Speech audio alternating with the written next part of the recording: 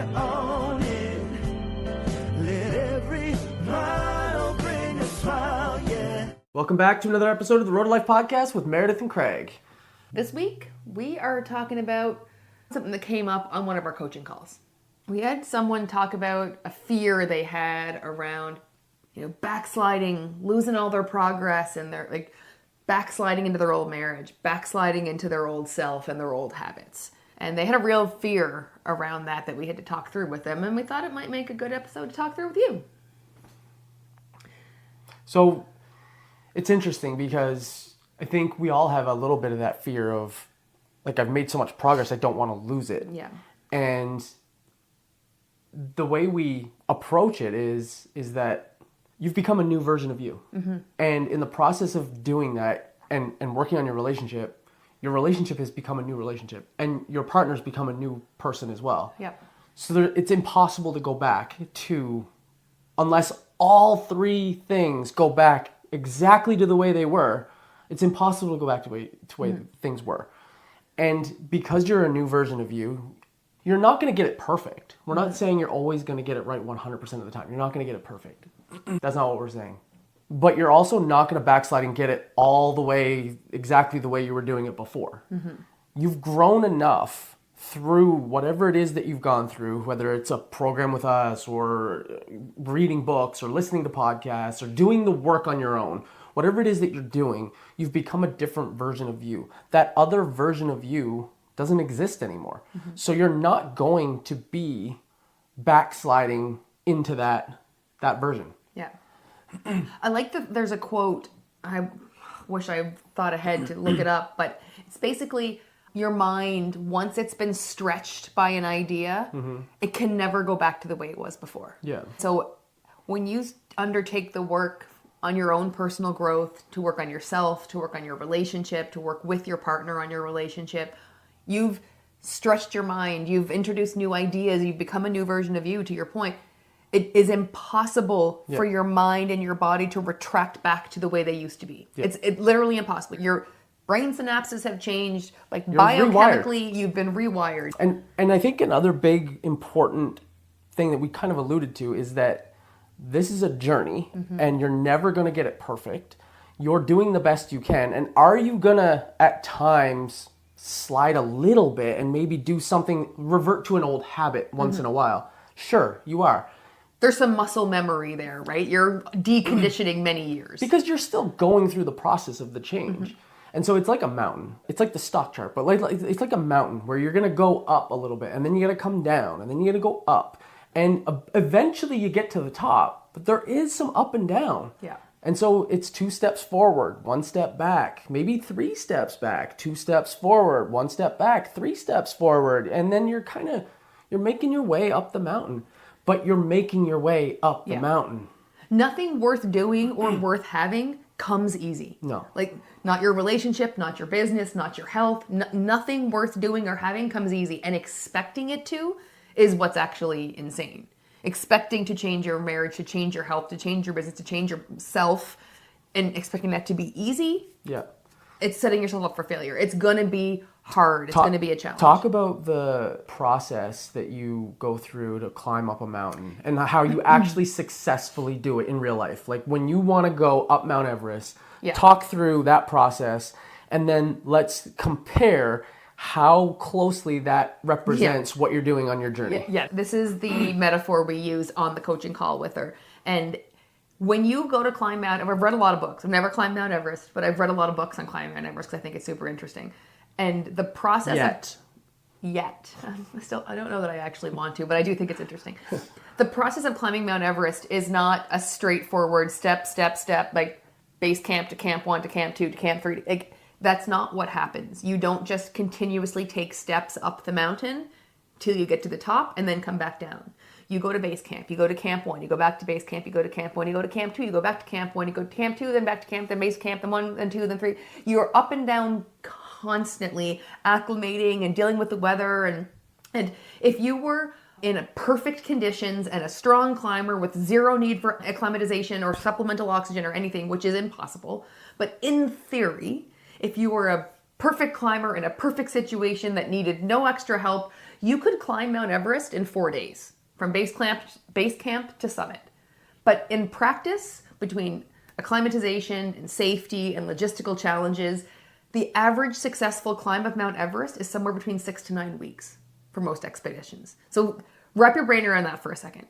In a perfect world where you didn't need to worry about your safety and your oxygen and any of those things, just straight up distance covered, you could climb from base camp to the summit of Mount Everest in 4 days. But most successful expeditions take 6 to 9 weeks. That's how much up and down and acclimatization and going back and pushing your comfort zone and coming back down. And that's how much up and down. That's 2 steps forward, 3 steps back, and 4 steps forward and 2 steps back. And like, there is a lot of up and down in 6 to 9 weeks to successfully summit Mount Everest. And it is no different when you are turning around your mindset, your relationship, your health. All of the things that you want to achieve in life are all the same. They're going to be up and down, up and down. It's not a linear A to B. It's A to B, back to A, then to C, then like it takes a while to get through the alphabet. It takes practice. You're implementing new ways of thinking, new habits, new activities, new everything. And as you do it, it takes practice. Yeah, and you get some of it wrong, and you have grace for yourself, and you try again, and you do it more. And then let's not forget that you're not an expert in anything. You're not great at anything until you like put like 10,000 hours in. I don't even know if that's correct anymore. Whatever but yeah, it is. A lot of time. Exactly. Yeah. So it's like, it's one of those things where it's like, we can't just think that we're going to hit a home run in every at-bat. Mm-hmm. We're going to hit some singles. We're going to strike out. We're going to reach base. We're going to walk. Well, even think about it. What's a Hall of Fame batting average? 30%. That's not getting on base 7 times out of 10. Yeah. That's failing 7 times out of 10. So let's recalibrate what success is in our minds, because it's not a linear, I'm just going to one step in front of the other and I'm going to nail this every step of the way and I'm going to be there in 4 days. No, you're not. You're going to start off and you're going to get to base camp, and then you're going to go up to camp 1, and then you're going to think that you want to go to camp 2, but you can't do that today. You're going to go back to base camp. There is just not a linear A to Z way that you go from anything complete in life. Disconnection in your relationship to whatever it is that your dream vision of your relationship is at the end of the day. Mm-hmm.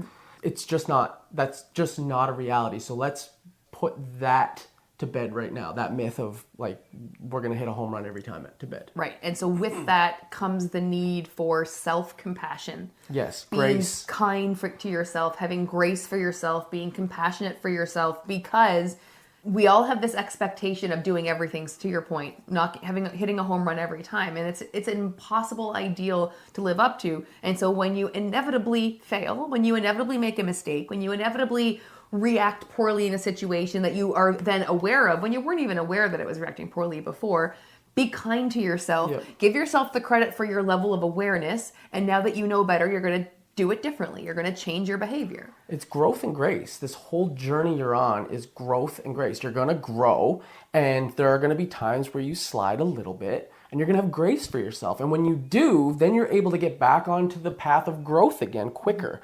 But if you don't, then you're going to wallow in it, and it's going to take you longer to get back on that growth trajectory if you wallow in, if you beat yourself up over the little mistakes that you make.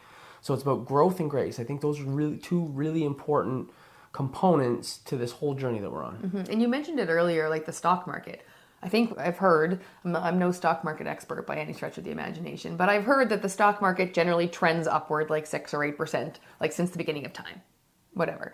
So if you look at it, there's an upward trajectory on the stock market returns. Mm-hmm. But if you magnify a piece of it, it's not strictly linear straight up. It's up and down and up and down and up and down and up and down. And it does trend in an upward direction, but there's a lot of ups and downs in that upward. You are exactly the same way when you're trying to make a change. You've made the decision, you're taking the action, you're doing your best, you're trending in an upward direction.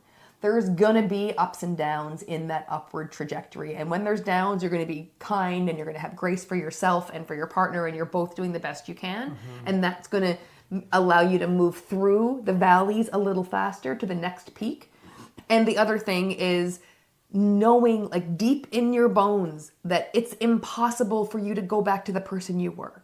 Every neuron in your body has been changed by the work that you've put into this point. You are a different version of you than you were before you started this journey, and trust that. And your partner is too. And because you both are, your relationship is completely different. It's a completely different relationship that it was than when you started on this journey. Mm-hmm. So trust that it's impossible for you to go back. As long as you still want to do it, you're still moving forward. As long as you're still on that path, it's impossible for you to go back. So I think it boils down to 1, trust yourself, trust the process. Your mind's been expanded, it's never going to go back. And 2, there's going to be downs. Expect them, don't wallow in them. Have grace for yourself, grace for your partner, work through them together and continue on your upward trajectory, because that's the process used to summit the highest mountain on earth. And that's a huge undertaking. And the mountain is the metaphor for everything that you're going to try to undertake in your life. The mountain is you. The mountain is you. It's a great book. Brianna Wiest, check it out. But one other thing I'll say is that the only way you fail is if you completely give up. If you just quit. That's the only way. Otherwise, it's, sure, there may be some little slides. You learn, and then you continue to grow. Mm-hmm. But you will never go back to the place where you started unless you quit completely. That's the only way. And when you inevitably hit those challenges where, you reacted poorly, or you weren't the best version of you, or there's an obstacle in front of you that you don't know how you're going to work through it. Those mountains, what they are. One day, I want to quote from the book because I just think it's such a good quote. One day the mountain that was in front of you will be so far behind you, it will barely be visible in the distance. But who you become in learning to climb that mountain, that will stay with you forever.